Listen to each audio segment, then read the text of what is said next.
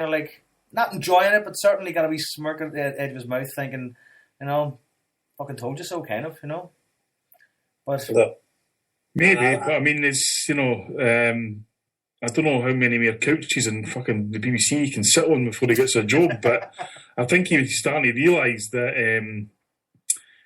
a lot of his Neil Lennon's managerial record doesn't stand up for scrutiny, in the sense that he was on Match of the Day on Saturday, I think it was, and the stat comes up, won 5 major honours at Celtic, and you're thinking, fucking hell, he was here 4 years, he only won 5 trophies, you know what I mean?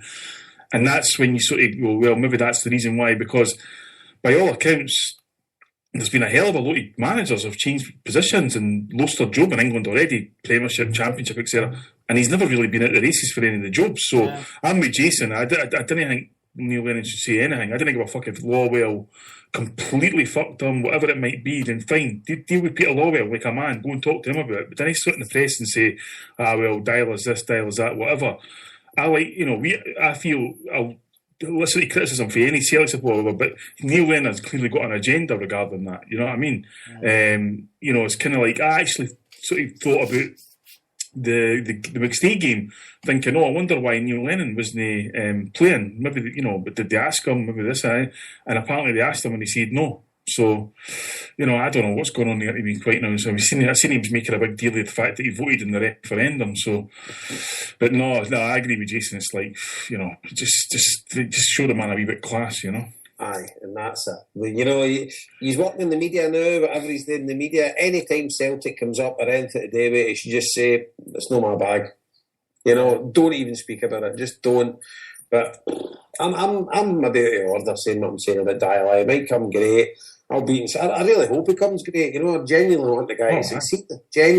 I genuinely want it to be this new revolution, but you just don't know where you're walking. Every week when you get into the game, you've no idea what kind of team's going to turn out or what kind of formation they're going to be playing. But one thing's for sure, they're not going to have a clue when they get in that park, and the football's just brutal. But I think maybe we should give him the season. After saying that, I don't know. I think that the time to judge him is after the next transfer window, and then you start to see whatever. But the bottom line is, as we all know, and everybody listening knows, this is Celtic. You can't keep drawing and losing games. Simple as that. If they'll be out of our control if Dyla loses on Wednesday and loses on Saturday. The tide will just be too far out by then. Yeah.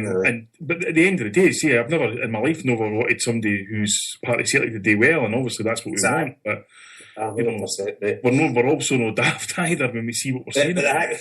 You're sitting in the stands like me, Aye. and you know what the conversation that's going on. Everybody's just saying, this mob has not got a fucking clue. I tell you, Jason, on Saturday, I was 20 minutes of the game, I was actually going to tweet, this is absolutely fucking awful. And I thought, you know what, I'm not going to do that. I'll wait till half time and maybe it'll pick up. And it never. And I said, this is fucking murder polis. And normally, I tell you, in that situation, normally you'd probably get fucking half the folk agreeing, being half the saying, you're a negative bastard, blah, blah, blah. Every single person was like, this is shit. People watching the telly, the computer, whatever, fucking, and it is. And you just can't fool all the people all the time, you know what I mean? Yeah, so it does sound as well that then, in that respect, that we're a couple of bad results away from calamity. Right? So on one hand, we're going, really hope Argentina does well, but a couple of bad results and fuck them. Then see the thing is, by all accounts, the Dundee United game was an absolute fluke. Because there's no need to just a call or anything like it. And they're sitting top of the league now, Dundee United as well. Here, but listen, your man Burgett got 2 goals. It must have been a fluke. God. How can you do that and then just I don't know. What do you say? I mean, I don't know. Beggars belief. If we don't get any answers, all I can do is the usual turn up. Not that I've ever get any answers. As if I'm trying to guru that always come out with the answers, but no, I've not got any answers. But you just got to cross your finger. I think it is for me. It's cross my fingers and hope it all gets better. But I'm not too confident, but we'll wait and see. Well, then, Wednesday's a big game then, because, I mean, you got to go out, you have to go out there and win. You have to go out there and win. You're goosed, Well, I would say sorry, but I think the crowds have actually been really good. I mean, I looked at it for, I don't know, I've not seen an official crowd. I looked at it 40,000 there on Sunday. For a game and said the official was 41. do you think there was about 40 there, Paul? It's difficult. I mean, I was in the north stand, and it's difficult. I can't see the north stand, but I'm in the north upper, and see looking about, it seemed a big crowd, Seemed it was where I sat, just judging a couple of sections next to me. Seemed very busy, for a Sunday afternoon. Don't get me wrong, the weather was brilliant again. Aye. See if it was pissing the rain and wind, then you would maybe, because the weather was top draw.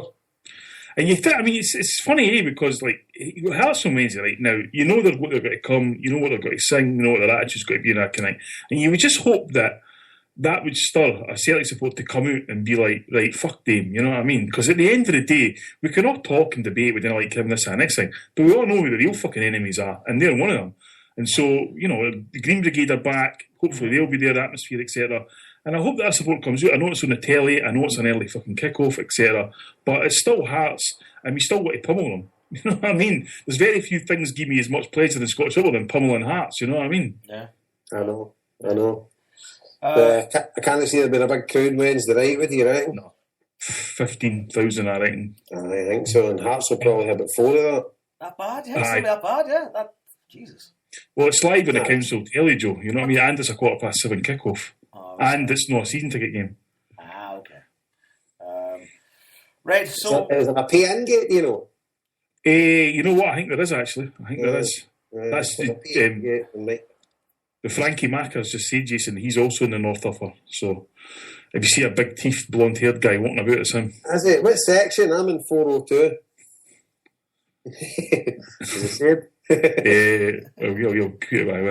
But no, I hope, because all these Jambo bastards are all fooling themselves again already, you know what I mean? And it's like, Hibs are getting dogs abuse right now, and they're playing shite and they're losing every week, but at the end of the day, Hibs are like, but we never bumped half of fucking all our creditors, you know what I mean, to get to this position and get a clean slate and all that kind of thing. So it'd be nice to bring them back to earth, and to all the Jambos that were saying to me, I will fucking pump you 3-4 now. I was like, well, I said, you'll need to do a lot better than that today, better than you did the last time we played you in the fucking cup, that's for sure.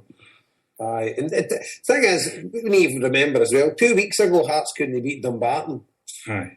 Do you know what I mean? So it's not exactly as if we're going up against a top-class team, but I just hope I've got it all wrong with Dial. I hope he turns it around and we'll end up fucking winning the Europa League.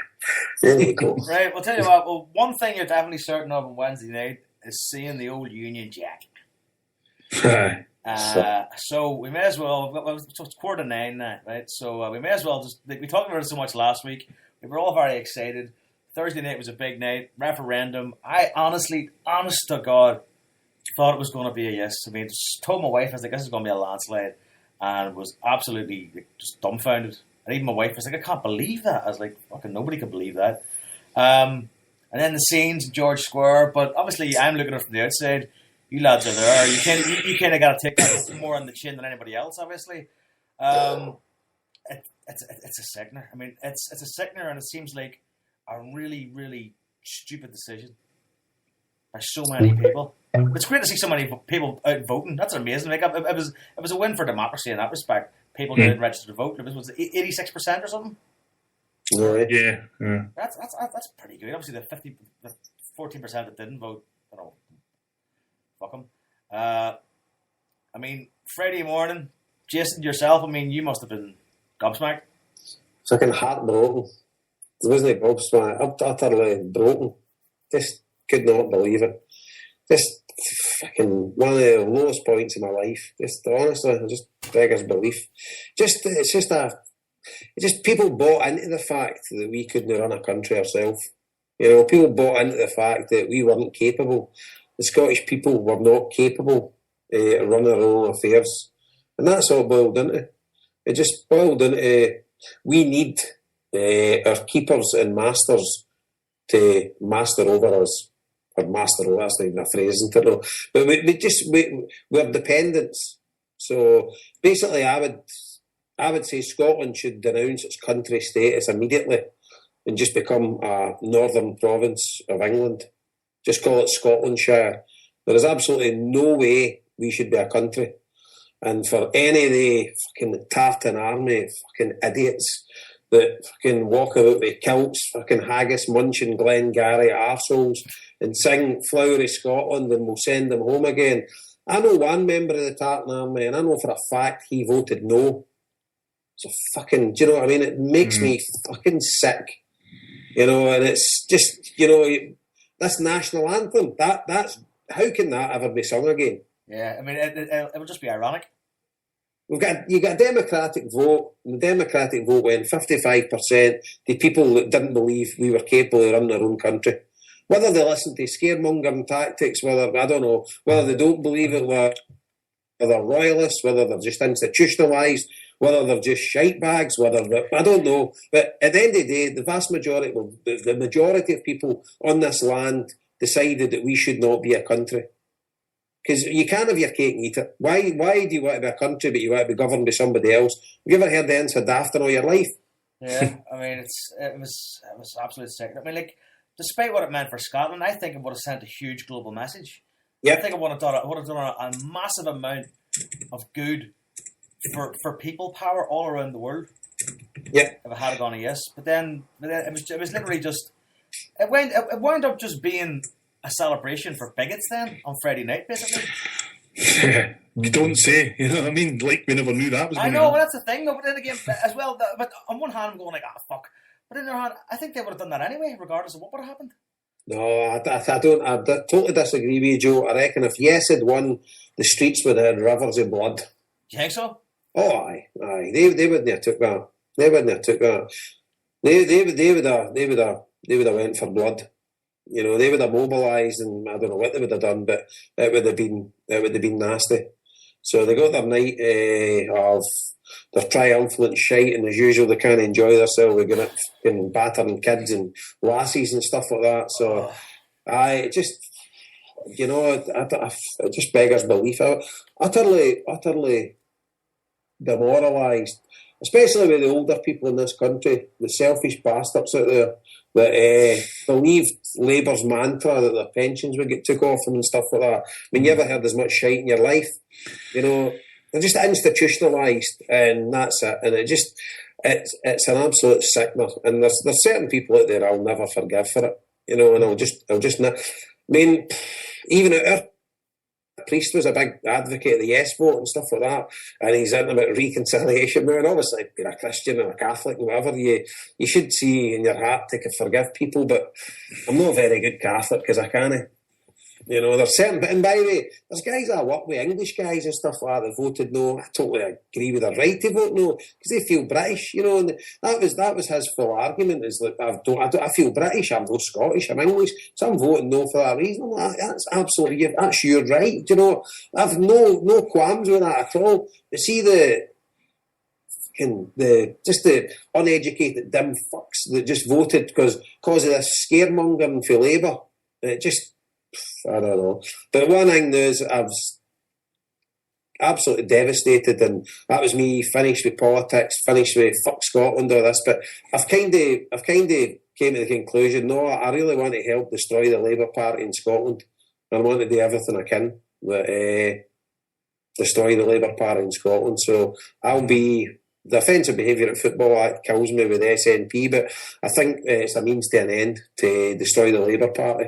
So I think I'll be definitely voting SNP from now on. Mm-hmm. Well, I mean, that was at the start of the week. I was in Dublin for a few days and spent a lot of time visiting things and going to things that were monuments and kind of tributes to people who had given their life in the cause of Irish freedom. And inspired generations right back for, you know, the men in 98 and through to the Fenians and through to 1916 and through the War of Independence, the Border Campaign, through the 80s and the Hunger Strikers and people like that. And that was drumming in my head the whole week about just what they'd given.